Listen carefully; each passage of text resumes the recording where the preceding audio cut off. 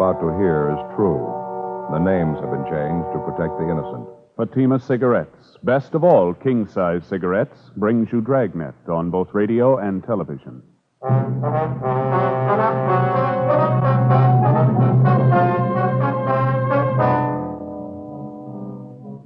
You're a detective sergeant.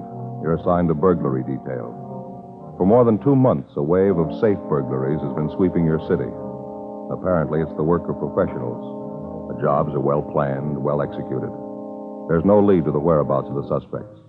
Your job, get them. Compare Fatima with any other king-size cigarette. Yes, compare Fatima with any other king-size cigarette. 1. Fatima's length filters the smoke 85 millimeters for your protection. 2. Fatima's length cools the smoke for your protection. 3. Fatima's length gives you those extra puffs, 21% longer than standard cigarette size. Fatima gives you more for your money. And in king-size Fatima, you get an extra mild and soothing smoke, plus the added protection of Fatima quality. Buy Fatima in the bright, sunny yellow pack. Best of all, king-size cigarettes.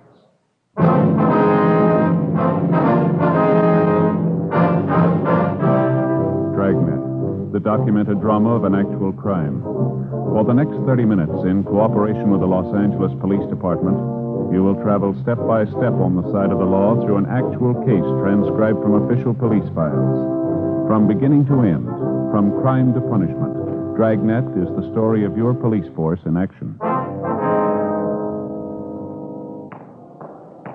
It was Sunday, June 8th. It was warm in Los Angeles. We were working the day watch out of burglary division, safe detail. My partner's Bill Lockwood. The boss is Captain Wisdom. My name's Friday.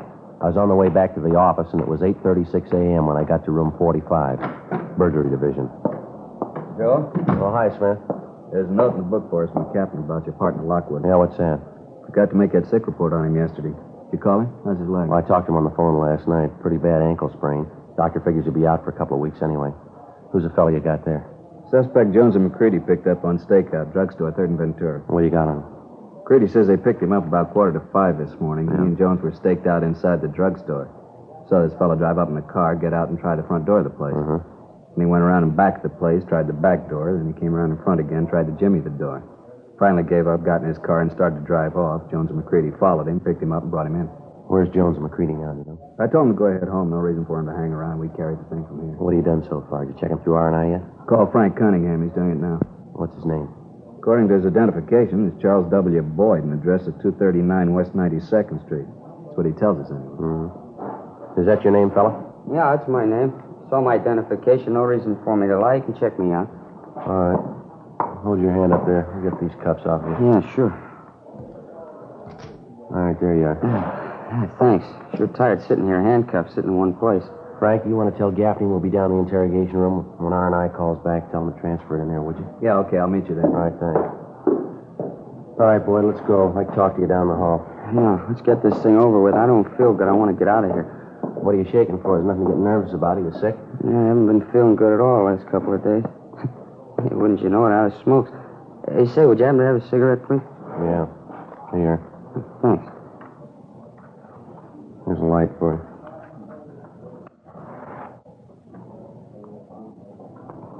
Yeah, I got it. Thanks. All right. Turn around a minute, will you? Let me look at your eyes. Huh? Turn around. All right, let's go.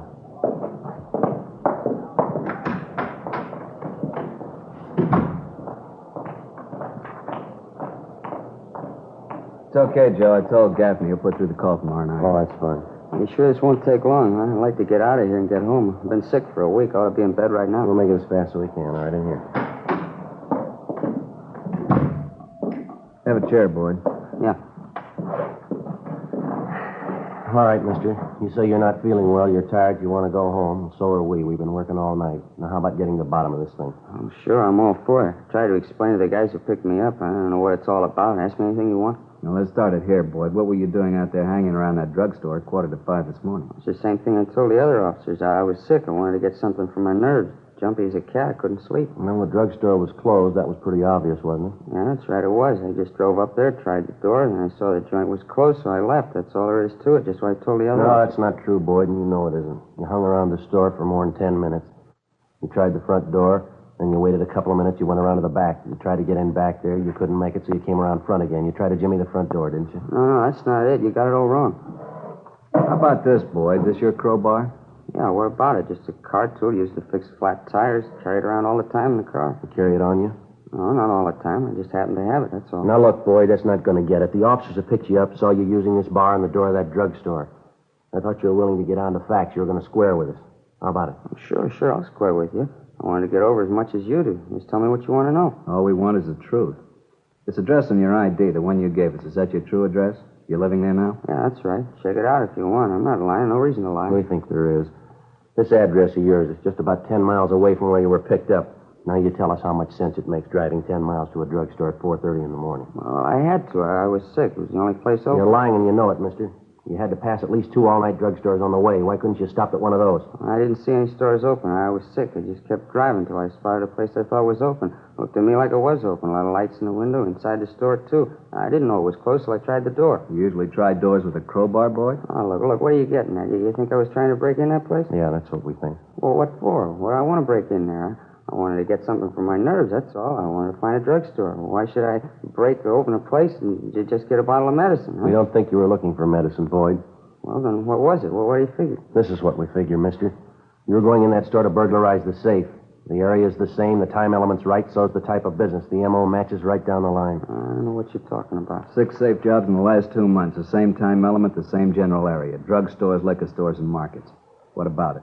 I don't know what you're talking about. It's the truth. I'm not a burglar. You got me wrong. I never touched a safe in my life. How many times you been arrested, mister? Huh? How many times you been arrested? Well, a couple of times I've been picked up. Nothing serious, though, so help me. It's the truth. I never touched a safe in my whole life. It's not going to do much good lying to us, Boyd. We'll get everything we need from records. Well, I got a record. I ain't denying that, but I'm no burglar. Now, what were you doing at 4:45 this morning trying to get in that drugstore if you're not a burglar? I tried to explain to you. I wasn't trying to break in. I needed some medicine, something for my nerves. I thought the place was open. I'm a sick man. I swear on a Bible officer. That's just the way it was.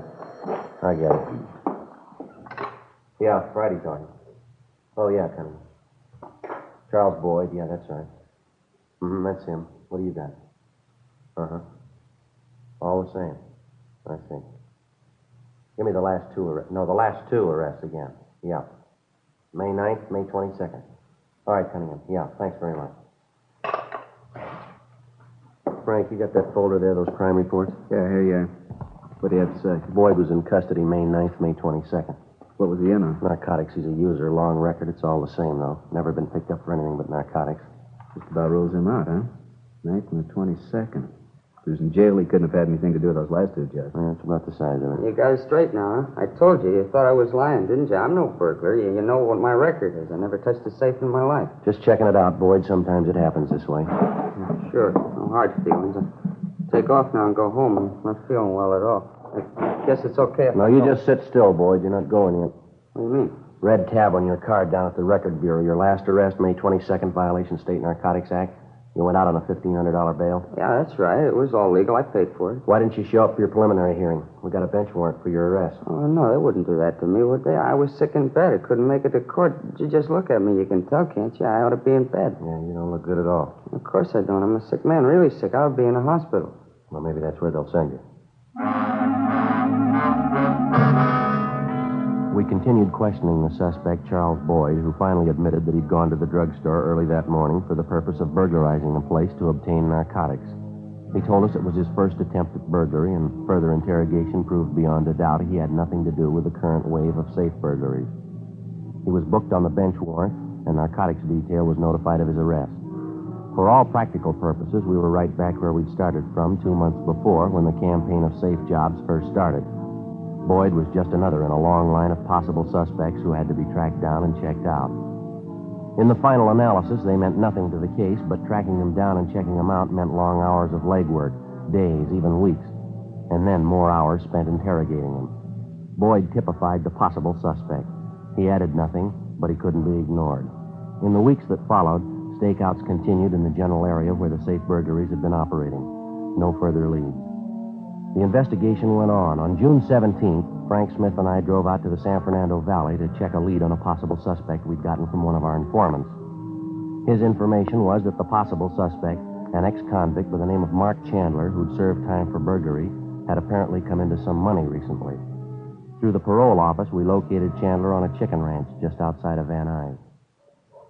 Yeah, I've been out here almost 3 months now. Nice life. Pretty hard work, though.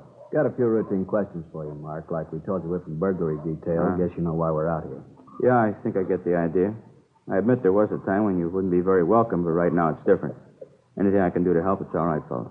We're going to lay it right on the table for you, Mark. You own this place, do you? Yeah, that's right. Me and my brother. Where'd the money come from? My brother, he set the whole thing up.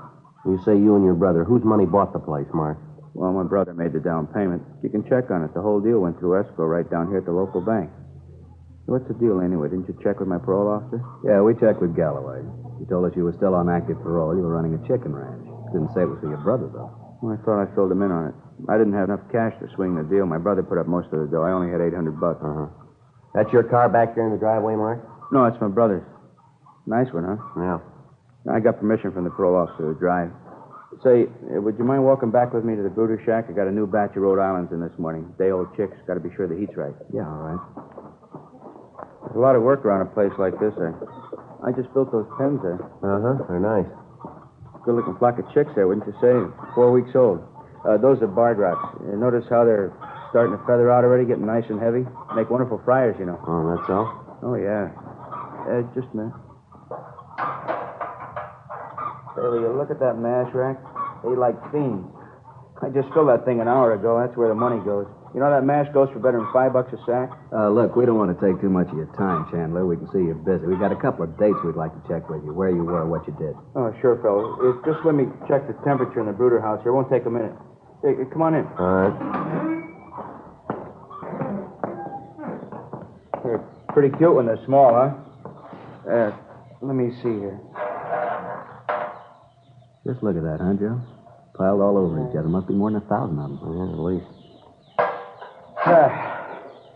Yeah, just right. 89. Got to watch him pretty close the first week. Fell up the road, lost a big batch last week. Heating element in the brooder went out overnight. Oh, yeah, got to shove that door hard. Sticks a little. Yeah, I'll get it.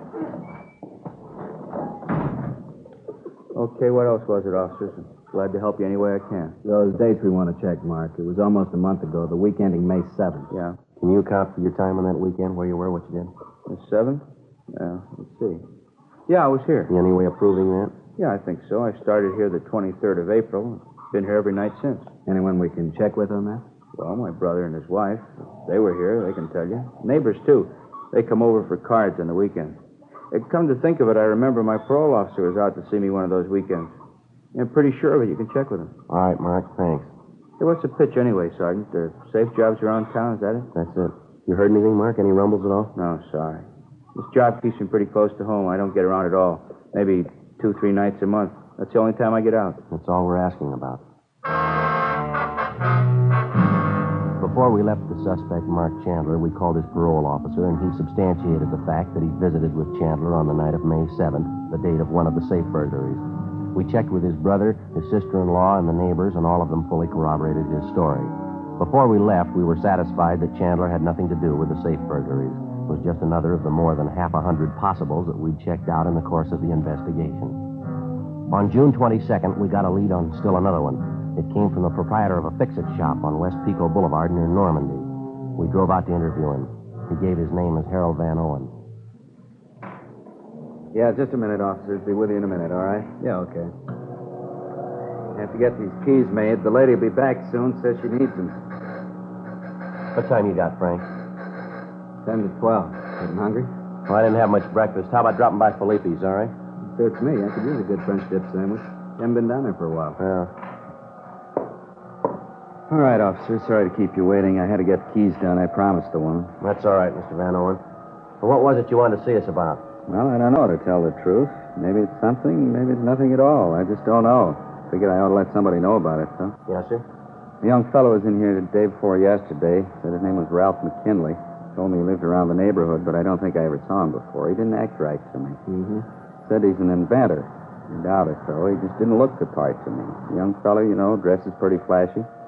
Never met an inventor that looked like that before. Well, what do you want with you, sir? He wanted me to make up a piece of machinery for him. He said it was a special part of a new gadget he was working on. He brought in his own drawing of the thing. I got it down here someplace. Well, what did the young fellow look like? Would you remember that? Oh, typical pool room cowboy, I guess. About 29, 30 years old. Thin side, tall. Got a lot of gray hair for a young fella. His hair was almost gray. Here's the drawing. This is what he wants me to make up for him. What do you think it's supposed to be?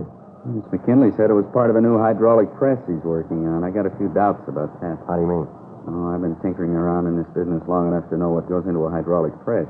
Can't see where this thing fits in at all. Well, what's your idea on it? I think it's a pull. Only one job they're any good for. Yeah. Breaking into a safe. Before we left the fix-it shop, Van Owen gave us a complete description of Ralph McKinley, the man who'd ordered the gadget made for him. We showed him several mug shots of possible suspects, but he was unable to make any identification. Van Owen told us that McKinley said he'd call back in about 3 or 4 days to pick it up. Except for the man's chance remark that he lived in the neighborhood, Van Owen had no idea as to his whereabouts. 12:10 p.m. We drove back to the office and made arrangements for an immediate stakeout at the fix-it shop. Then we checked the name and description of Ralph McKinley through R&I and through the stats office. It got us nothing. As far as we could find out, he had no previous criminal record. The end of the week came and went. The man known as McKinley failed to show up at Van Owen's fix-it shop to pick up the article that he'd ordered. 8 o'clock Monday morning, June 28th. We got the report when we checked in for work. Despite all precautions, another safe job had occurred over the weekend, this time at a liquor store on South Alvarado. The time, the area, and the MO were generally the same. Frank and I drove out to the location. The store was located in the middle of the block, directly beneath an apartment hotel. 2 of the rooms on the second floor of the hotel were situated above the liquor store. In one of these rooms, a hole had been ripped in the floor, a hole large enough to allow a man to pass through it and gain access to the liquor store directly beneath. After we checked over the room, we put in a call for Ray Pinker and the crime lab crew. Then we went downstairs to interview the manager of the hotel, Clyde Winters. Yeah, I rented that room Friday night. A couple of young fellows. They checked in a few minutes before 7. I figure I'm a pretty good judge of faces. It sure didn't look like thieves to me. How'd they register, Mr. Winters? Well, one signed his name was Gordon. The other one was Richardson, I think. Yeah, the register's right outside on the desk. You can check it if you like. Yes, sir, we'd like to do that. When these 2 men, Gordon and Richardson, checked in here, did they have any baggage with them? Would you know that? Oh, yes. If they had baggage, they took most of it with them, though. They left a few old clothes behind. They must have left for the back way.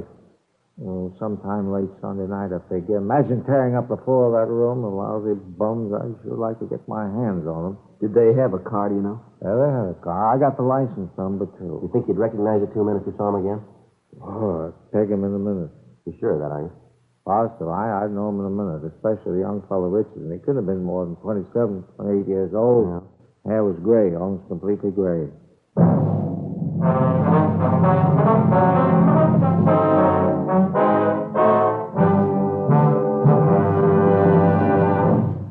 You are listening to Dragnet, authentic stories of your police force in action. To show our confidence in Fatima, we make this money-back guarantee. Buy a pack of Fatimas.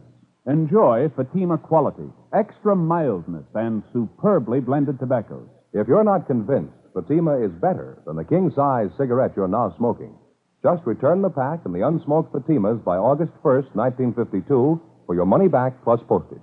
Fatima, Box 37, New York 1. Prove Fatima quality yourself. Compare Fatima with any other king-size cigarette. 1. Fatima's length filters the smoke 85 millimeters for your protection. 2. Fatima's length cools the smoke for your protection. 3. Fatima's length gives you those extra puffs, 21% longer than standard cigarette size. Fatima gives you more for your money. And in king-size Fatima, you get an extra mild and soothing smoke, plus the added protection of Fatima quality. Ask your dealer for Fatima in the bright sunny yellow pack. Best of all, king-size cigarettes.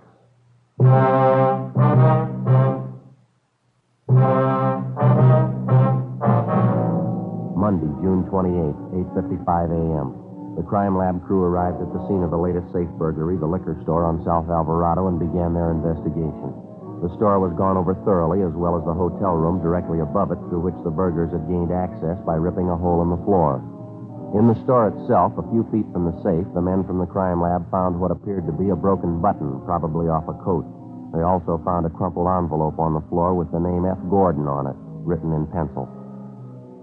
Along with the half a dozen pieces of clothing found in the hotel room, the items were taken back to the crime lab for further examination. 9:10 a.m. After we finished interviewing the hotel manager, Clyde Winters, Frank Smith and I returned to the office with the license number and description of the suspect's car, as well as exemplars of their handwriting, which we'd obtained from the hotel register. We gave our DMV all the information on the car, and they began an immediate check. The vehicle was registered in the name of Ralph McKinley at a Bronson Avenue address. The legal owner was a local bank. We checked the Bronson Avenue place, but they told us there that the man known as McKinley had moved out 7 months before. They had no information on his whereabouts. 10:20 a.m. We talked to the people at the bank which held the pink slip on the car. They told us that the last 2 monthly payments on the car had been mailed in from a Clifford Street address. Frank and I drove out to the location, a one-story duplex apartment building near the intersection of Clifford and Beverly Boulevard.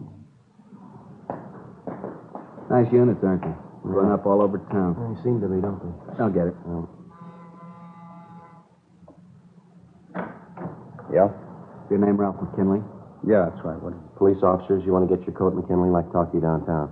for? What's it all about? Anybody else living here with you? No, just myself. Look, you mind telling me what this is all about? Got a few questions we'd like to ask you. Won't take long. I can't go with you now. I got a business appointment, half an hour. I've been out of town the last couple of months. I'm due back on the job today. That's all? Yeah, I just can't spare the time. Appointments all day long. I got a whole flock of business I have to clear up. Well, that makes us even. Come on, let's go. Well, there wasn't much doubt about McKinley. He fitted the suspect's description almost perfectly. Tall, slight build, approximately 29 years of age, prematurely gray hair. We went over the apartment, but there was no sign of anyone else on the premises. No sign of any of the loot taken in the burglary. We checked the adjoining garage, but it was empty. The suspect refused to admit that he even owned a car. Frank got on the phone, called the office, and arranged for an immediate stakeout on the apartment. When the men arrived, we drove McKinley back to the city hall and took him to the interrogation room. He was arrogant and uncooperative. We talked to him for a full hour, but he'd admit nothing. Frank left and went down the street to the crime lab to check with Ray Pinker on his findings. I continued questioning McKinley. I don't care what the old man says. I don't know what you're talking about. He described you perfectly. He says you were in his fix-it shop a little over a week ago. You told him you were an inventor. You ordered this gadget from him here. I don't get it. What's that supposed to prove? Well, you admit you went to the old man. You had him make this thing up for you, didn't you? I don't admit anything. Why should I? All we're looking for is a straight story. We're going to get it sooner or later, McKinley. Might as well be now. You're getting nothing from me. I don't have to tell you a thing. How about the hotel over on South Alvarado? You stayed there last weekend? No, of course not. Why should I go to a hotel? I stayed at my place. Thought you said you'd been away. You just got back in town. Sure, that's what I said. I just got back last week. Well, then you didn't stay at that hotel on South Alvarado. I told you I didn't. I don't even know the place. But you know Mr. Van Owen, the old fellow at the fix-it shop. I don't know him either. I don't even go near that end of town. What end of town? What are you talking about? Where you said the shop is? I didn't mention where it was. I asked you if you knew a Mr. Van Owen, if you ever went to his fix-it shop to order anything. Look, what are you lying for? What's the angle? No angle, McKinley. I told you I like to have a straight story, that's all. Well, you got it, mister. You heard everything I have to say. I don't know any old man. I don't know anything about that hotel. Friday talking. Yeah, Don. How'd it go? Uh-huh. I see. Yeah, we'll pick it up. No, we'll pick it up. Right. Thanks a lot. You don't lie very good, McKinley. Now, what are you talking about? That was our handwriting man. He just finished checking those exemplars of your handwriting we got from you. He compared them to a signature in the register at the hotel on South Alvarado. I already told you. I don't know the place. Young fellow by the name of Richardson checked in there Friday night about 7 o'clock. He signed the register. The signature's in your handwriting, McKinley. Yeah, sure. That's right. I don't know the place. I never been there. Now, look, you're going to have to do better than that, fella. The hotel manager's on his way down here now to identify you. So's Mr. Van Owen from that fix-it shop. Maybe you better piece together a new story, huh? You got my story, cop. I was out of town. You can't prove I wasn't. All right, McKinley, any way you want it. Joe? All right, how'd it go? Pretty good. Ray Pinker finished checking and stepped at crime lab. Here's a report on it. Thank you. Just about sews it up, no doubt about it. Yeah, you're right. All right, what is it this time? More of your phony charges? I want out of here. Can't be done, McKinley. Report on the clothes found in that hotel room. They're not my clothes. I wasn't even in the place. I'd say you were. Cleaning tags on a pair of trousers and one of the coats. Traced them through the dry cleaners to you. It's a lie. I told you I wasn't in the place. All right, there's something else here, fella.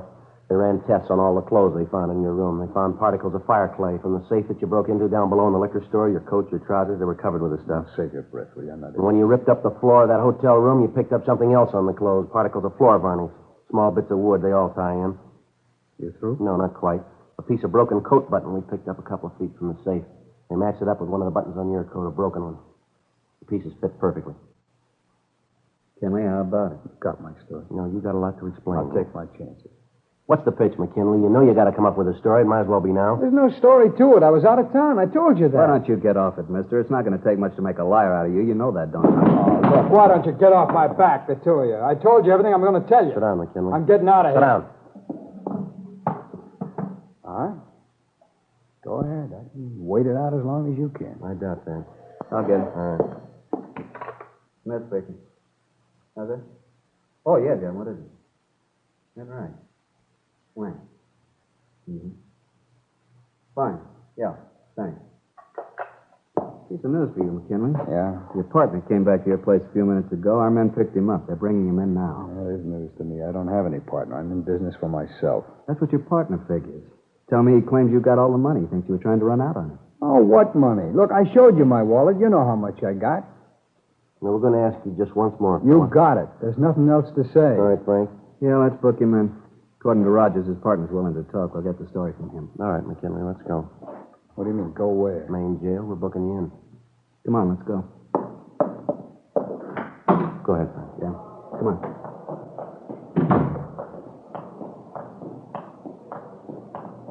What did he say anyway, this guy you say they picked up? Oh, your partner? Well, we told you what he said. Why? What's the matter? Nothing. I just asked. Better order up a stenographer, huh, Joe? Have her ready to take the statement when they bring the guy in. Yeah, it's a good idea.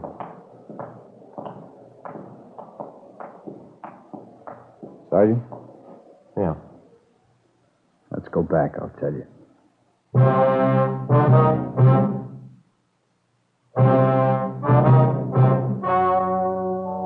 The story you have just heard was true. The names were changed to protect the innocent. On September 19th, trial was held in Superior Court, Department 91, City and County of Los Angeles, State of California. In a moment, the results of that trial. Now, here is our star, Jack Webb. Thank you, George Fenneman. Friends, just a parting word about Fatima. I know a lot of you have promised yourself that you'd give Fatima's a try, but, well, you just haven't gotten around to it yet.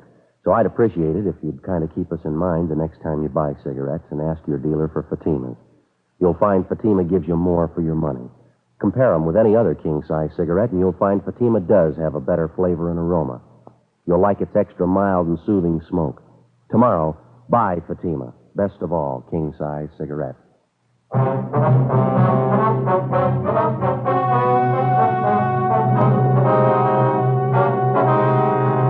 Ralph Arthur McKinley and his accomplice, John Warren Hatfield, were tried and convicted on 6 counts of second-degree burglary. They received sentences as prescribed by law. Second-degree burglary is punishable by imprisonment in the county jail for not more than 1 year, or by imprisonment in the state penitentiary for not less than 1 nor more than 15 years. Ladies and gentlemen, to protect our nation and the free world against communist aggression, we must produce vast quantities of guns, planes, tanks, and explosives. Defense of our country against aggression abroad and inflation at home depends on our ability to fill both our military and civilian requirements. Remember, the better we produce, the stronger we grow.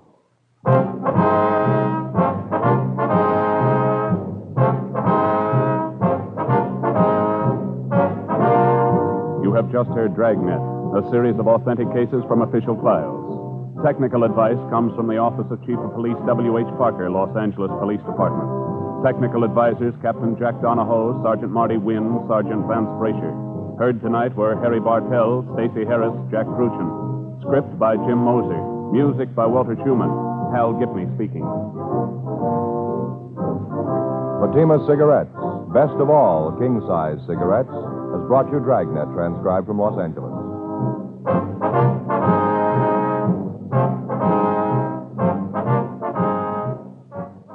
There's more adventurous entertainment with Night Beat next on NBC.